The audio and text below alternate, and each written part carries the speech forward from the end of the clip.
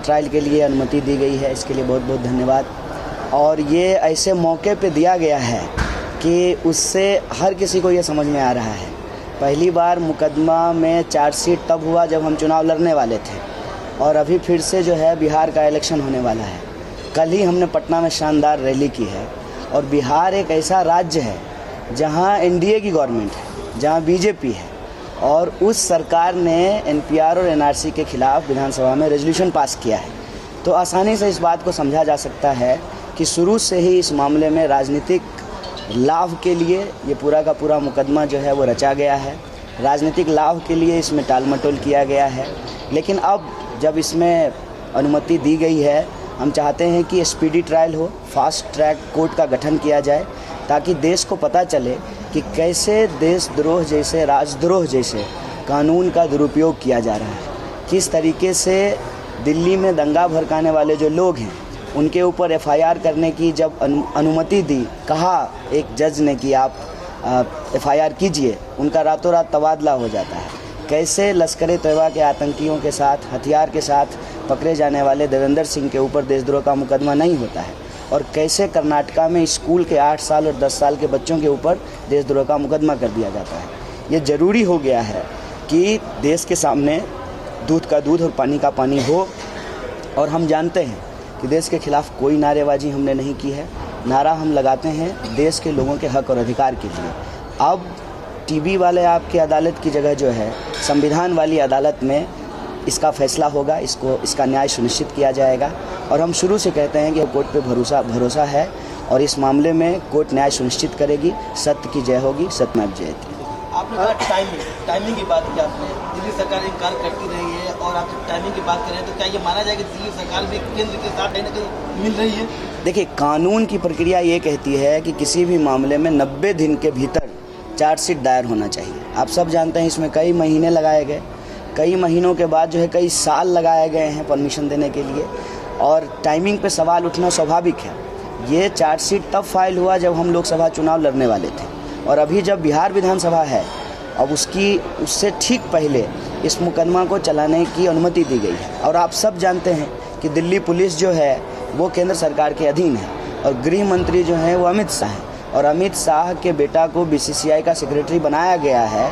और हमारे जो घर के बच्चे हैं, जो लड़के हैं, उनको जो है डंडा पत्थर उनके हाथ में थमा करके उनको जो है दंगाई बनाने की कोशिश की जा रही है। ये सवाल जब हम घूम घूम करके बिहार के गाँव में लेके गए, और उस जन दबाव के चलते बीजेपी को भी एनपीआर और एनआरसी के समर्थन में प्रपोजल पास करना पड़ा, तो टाइमिंग पे सवाल उठना स्वाभाविक है।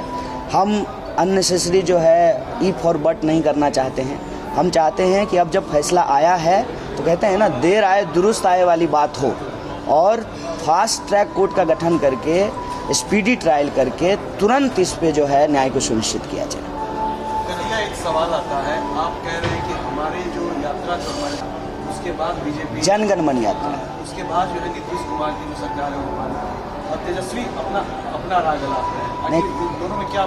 मैं ये नहीं कह रहा हूँ कि हमारी यात्रा के दवा में, ये तो हमने बोला ही नहीं। हमने ये कहा कि बिहार एक ऐसा राज्य है जहाँ पर बीजेपी की सरकार है, बीजेपी भी उसमें है, और एनपीआर और एनआरसी के खिलाफ रेजोल्यूशन पास किया गया। ये अपने आप में देश में पहली चीज़ हुई है, और उसके लिए हम लोग और हमारे जैसे लाखों लोगों की मेहनत है। विपक्ष की भी उसमें भूमिका है, आम जन की भी भूमिका है, जो लोग दिन रात धरने पे बैठे हुए उनकी भी भूमिका है। मैं कोई अपना पर्सनल हीरोइज्म नहीं कर रहा हूँ, लेकिन आप ये देखिए कि कितना राजनीतिक दबाव है, और कानून का किस तरीके से दुरुपयोग किया जाता है राजनीतिक लाभ के लिए। उसके लिए मैं आपको कुछ उदाहरण बता रहा हूँ कि आप देखिए, कपिल मिश्रा के ऊपर एफआईआर करने को कहा माननीय उच्च न्यायालय ने, एफआईआर नहीं हुआ, जज साहब का तबादला हो गया। देवेंद्र सिंह पे जो है देशद्रोह का मुकदमा दर्ज नहीं हुआ है। और आप देखिए कि स्कूल के 8 साल 10 साल के बच्चे, ये देश को जानना बहुत ज़रूरी है कि देश के लोगों की जो देशभक्ति की भावना है उसका किस तरीके से राजनीतिक लाभ उठाने की कोशिश कर रही है ये सरकारें, जो देश की जनता को उनके बुनियादी सवालों को पूरा करने में सक्षम नहीं है।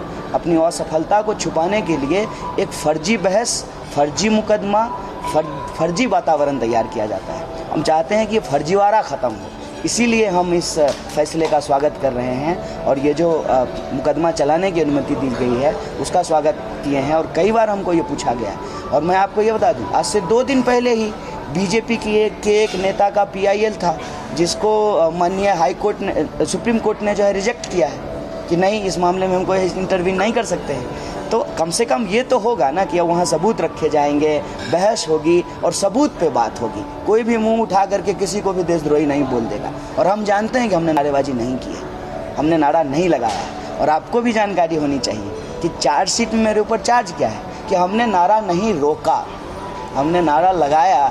हमने तो ये चार्जशीट अभी तक पढ़ा नहीं है। हमने नारा नहीं रोका। बाप का कहा हुआ बेटा नहीं मानता है, मेरे कहने से जो है देश चलेगा। और अभी तक कौन नकाबपोश लोग हैं? हर मामले में ये नकाब कहाँ से आ जाता है? JNU में नकाब लगा करके लोग हॉस्टल में हमला कर देते हैं, हॉस्टल की तोड़फोड़ करते हैं, प्रेसिडेंट का सर फोड़ देते हैं। हम जब जनगण मन यात्रा निकाल रहे थे तो नकाब पहन करके पत्थरबाजी कर रहे थे, गोडसे जिंदाबाद लगा रहे थे। ये लोग इनकी नज़रों में जो है देशद्रोही नहीं है। और जो लोग रोटी, कपड़ा, मकान, शिक्षा, स्वास्थ्य की बात कर रहा है वो इनकी नज़रों में देशद्रोही है। तो हम चाहते हैं कि जनता को इसकी जानकारी हो, सच लोगों के सामने आए।